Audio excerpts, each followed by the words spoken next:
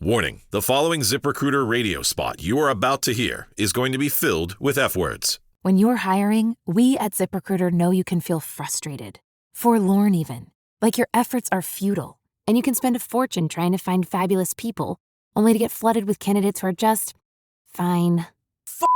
Fortunately, ZipRecruiter figured out how to fix all that. And right now, you can try ZipRecruiter for free at ZipRecruiter.com/zip. With ZipRecruiter, you can forget your frustrations because we find the right people for your roles fast, which is our absolute favorite F word. In fact, 4 out of 5 employers who post on ZipRecruiter get a quality candidate within the first day. Fantastic. So, whether you need to hire 4, 40, or 400 people, get ready to meet first-rate talent. Just go to ZipRecruiter.com/zip to try ZipRecruiter for free. Don't forget, that's ZipRecruiter.com/zip. Finally, that's ZipRecruiter.com/zip. Hey, warmer from the low! Welcome to lovely Las Vegas for Coast to Coast Hoops with myself, Greg Hoops Peterson. Now part of the VSiN family podcast, we've got an excellent podcast for you.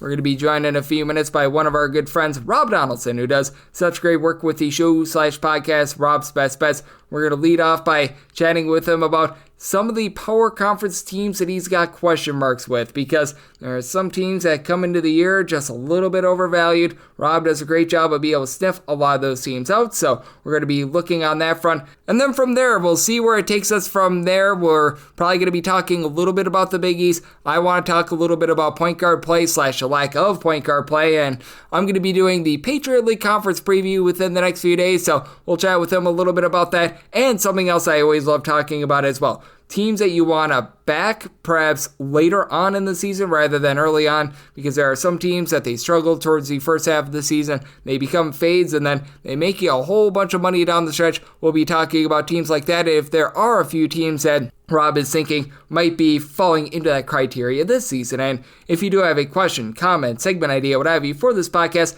you have one of 2 ways to be able to fire those in. First one is my Twitter/X timeline at gunit_81. Keep in mind, Larry CM, name does not matter, so as per usual, please do send these into the timeline. And the other way is find an Apple Podcast review. If you rate this podcast 5 stars, it is very much appreciated. From there, you're able to fire on whatever you'd like to hear on this podcast via that 5-star review. While I did not get in any Twitter/X questions today, everything is powered by EdgeBoost. EdgeBoost is making sure that bettors are able to have access to their funds whenever and wherever they want. That 100% of gambling transactions do get approved, and we go to EdgeBoost.bet, put in that promo code of Greg, G-R-E-G. That's going to get you a $1 for $1 match on your first deposit up to $25. Now let's chat with our good friend Rob Donaldson, who does a great job all 12 months out of the year taking a look at this great game that we all know and love of college basketball. Also does a great job on the baseball front this time of year as well. You're able to follow him on the old Twitter/X at RobDFB altogether. And Rob, it's always a pleasure, my friend. Thank you. Yeah, thank you for having me on, Greg. And honestly, when you introduce this topic of, higher majors or, power conference teams that I have questions about, a million things popped in my head from both sides of the spectrum. So I appreciate having me on, man. I'm excited to talk about it today. Oh, and I'm so glad that you do it because you make my job easy. What pops into your head when I bring up power conference teams that you've got question marks about? Well, hey, I think kind of like last year when there was a UConn team that steamrolled for 2 consecutive seasons through all of college basketball.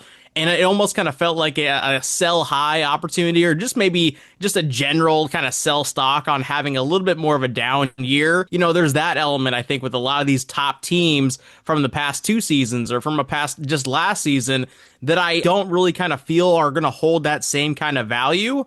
And then also on the other side of the spectrum of, there are some teams that I think could really end up being a really nice buy when you're talking about maybe not inside the top 25 right now, but kind of have that upside. And I think from a betting standpoint, yes, the first kind of month of the season really tells a good story, but we're going to be able to ride these teams for a number of months. And I think that's ultimately what's going to kind of dictate how our seasons go as bettors.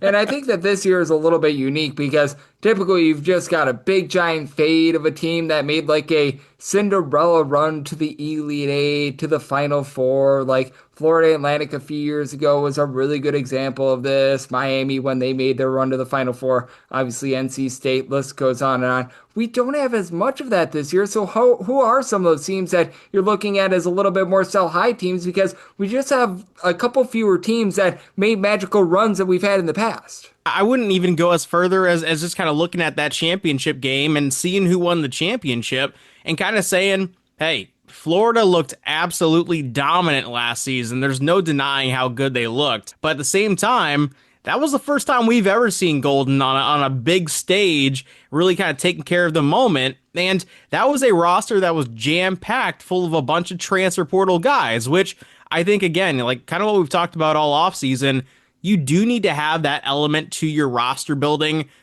from the portal, not just through the program or through the freshman class.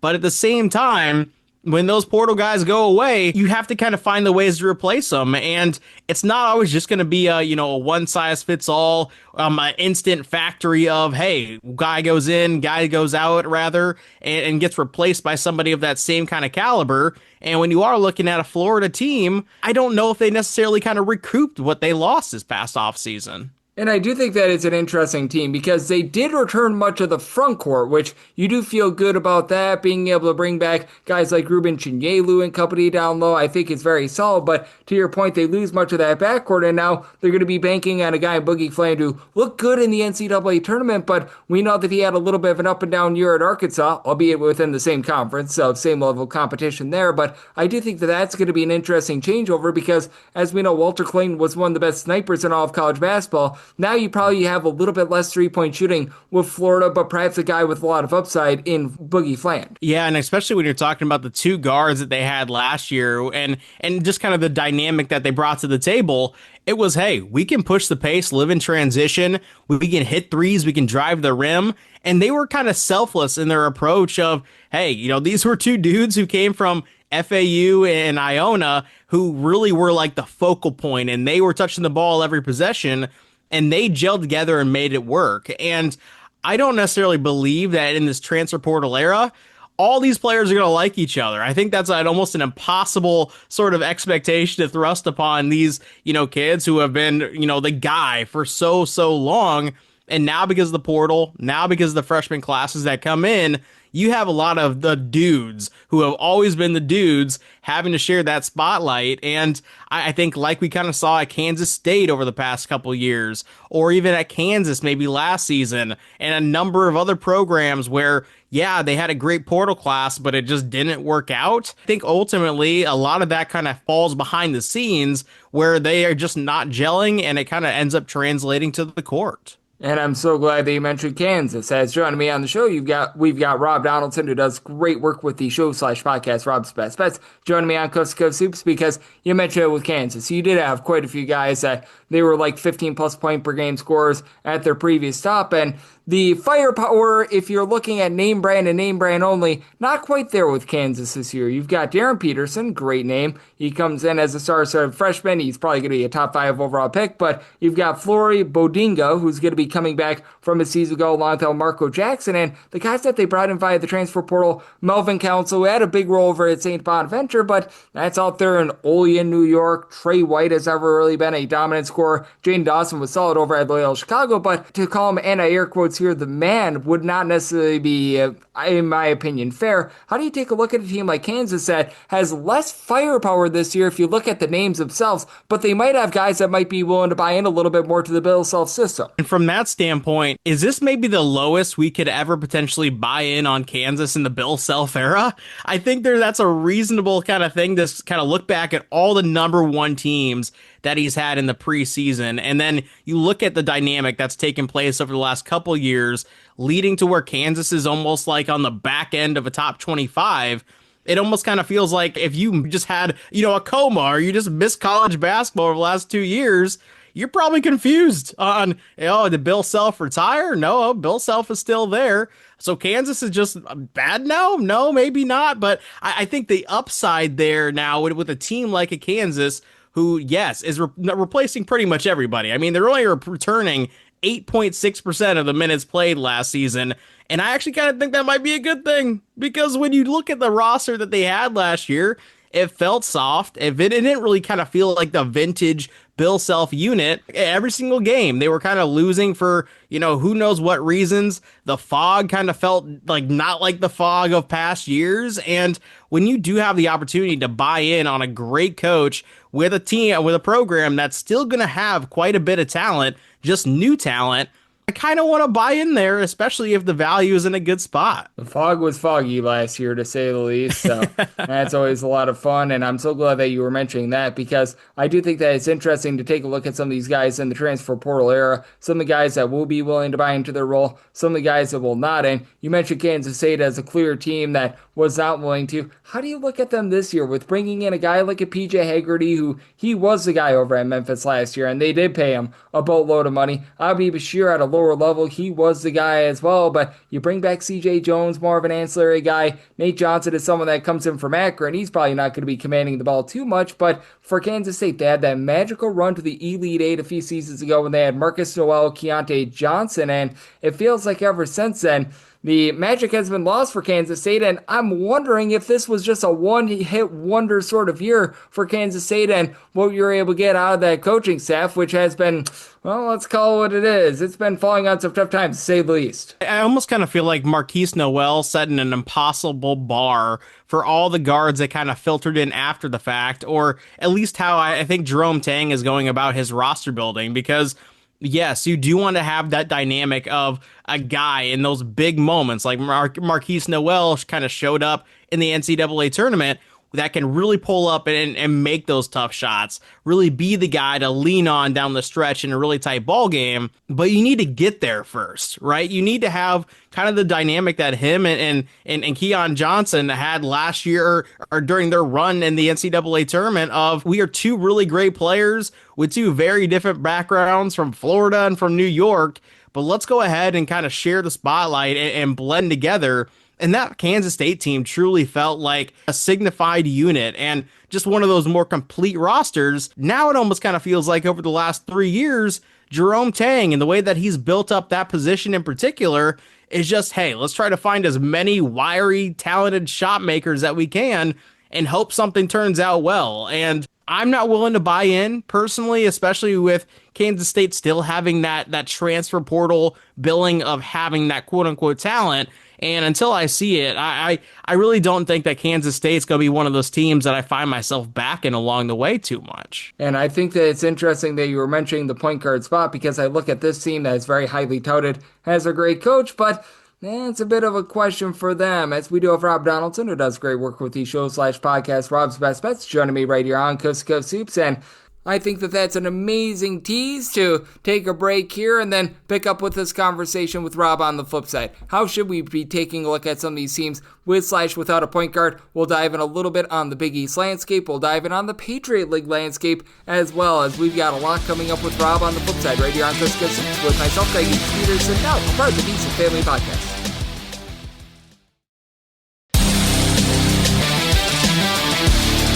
Your lovely Las Vegas for Coast to Coast Hoops with myself, Greg Hoops Peterson, now part of the VSiN Family Podcast. Always great to be joined by Rob Donaldson, who does great work with the show/podcast, Rob's Best Bets. Give him a follow on the old Twitter/X at RobDFB. And I was mentioning it before we went to break that it's very interesting to look at that dynamic of a team that doesn't necessarily have that great point guard. And this is a team that a lot of people have, and they're way too early, like top 5, top 10. A lot of people more towards the top 10, but St. John's is one of those teams that has a lot of point guard question marks. We heard Rick Pitino make the comments earlier in the offseason that it's like, hey, we really don't need a point guard. It's Ian Jackson, who really didn't play a lot of point guard over at North Carolina. A lot of people think that he might win that job. Dylan Darling was very solid over at Idaho State, but he's coming in from the Big Sky, having to step up at the Big East level. These are the two guys that are most likely to be handling the ball for St. John's, and I have some question marks here. Even though Rick Pitino is obviously one of the best coaches in all of college basketball, I am a dude behind a microphone that talks about college basketball, so he clearly has a little bit more wisdom than I do, but I've got my question marks here early on during the season with St. John's, with that point guard spot being very much a question mark for them for this season. Yeah, it kind of feels like a comment that's straight out of the 90s and early 2000s. It's almost like, hey, we just need a complete team and we need a big man down low. And yeah, they've got a couple big men down low who are very, very good players. But my goodness, Rick, do a self-reflection. Your point guard spot killed you against Arkansas and knocked you out of the NCAA tournament in the round of 32. It wasn't like the big guys that you had in the court were playing bad in and that shooting game. 10% from three. Exactly. Your perimeter shooting, the guard spots in particular, where you can probably get those numbers up, are why you got absolutely embarrassed in the round of 32. And yes, Arkansas, they had a lot of talent. A lot of that talent was injured for a lot of the season. So kind of bubbling up, maybe, Arkansas was a team that was underseeded based on just, happenstance of how the season progressed. But at the same time, you would have had to play a team like Arkansas caliber at some point down the line. And that's why the NCAA tournament's a gauntlet, and why we talk about the Marquise Noels of the world and the guys like a Walter Clayton, for example, that end up winning you championships or end up winning you Final Fours or Elite Eights. You need those makers down the stretch, because sometimes your big men can get isolated, and I'd rather have a 3-pointer over a 2-pointer. That's just math. Yep, exactly. And to the credit of St. John's, they did add quite a few guys that are able to bomb it from three. They looked at themselves in the mirror there, but that point guard spot, it's very much in flux. It's very much in question. And I do think that it's interesting to take a look at the Big East for this upcoming season, because a lot of people have either UConn or St. John's at the top, but for St. John's, I feel like there's a lot of question marks with them, not necessarily in terms of like losing games outright to insert your favorite mid-major here or anything like that, but how things are going to be coming along there. And you mentioned selling high on UConn. Might this now be a little bit of a buy low spot on them, with them bringing back Alex Caravan, with them bringing back Solo Ball, Terrace Reed, some of their top guys from a season ago, and I really thought that Silas Emery was a great pickup for them. Yeah, and honestly, one of I think the best kind of buy low teams within this market right now is actually the team sitting out there in Philly with Villanova. And, this is a program that kind of almost became an afterthought after Jay Wright left, and after they experienced, some talented guys come through the program. But, with Eric Dixon, Cam Whitmore, and all these other dudes, it never really materialized to actually, producing meaningful wins. Well, now you have a team like a Villanova, you have a team like a Xavier that are overseeing these regime changes. And sometimes when you are in those types of markets and you have that type of pedigree and you're seeing some really good players enter into the fold, I kind of want to buy in on that kind of thing as well. And obviously at late last season, what we saw was St. John's, a team that, yes, I think a lot of people wanted to back Rick Pitino in the preseason, but it wasn't like St. John's was just the solidified best team in this league coming in. There were a lot of questions about where they slotted in. Was it behind UConn right away? Was it behind Creighton? Was it behind Marquette? And they showed up and they just took the mantle.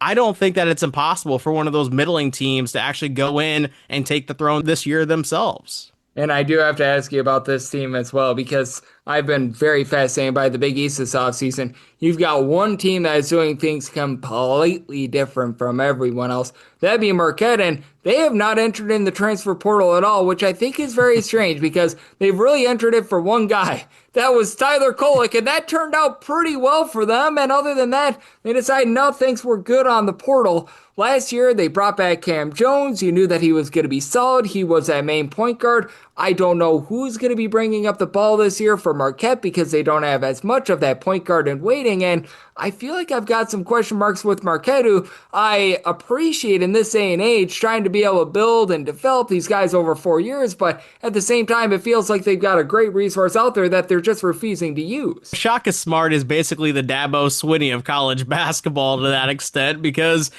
they're cut Even from the Dabo drove into the portal this offseason.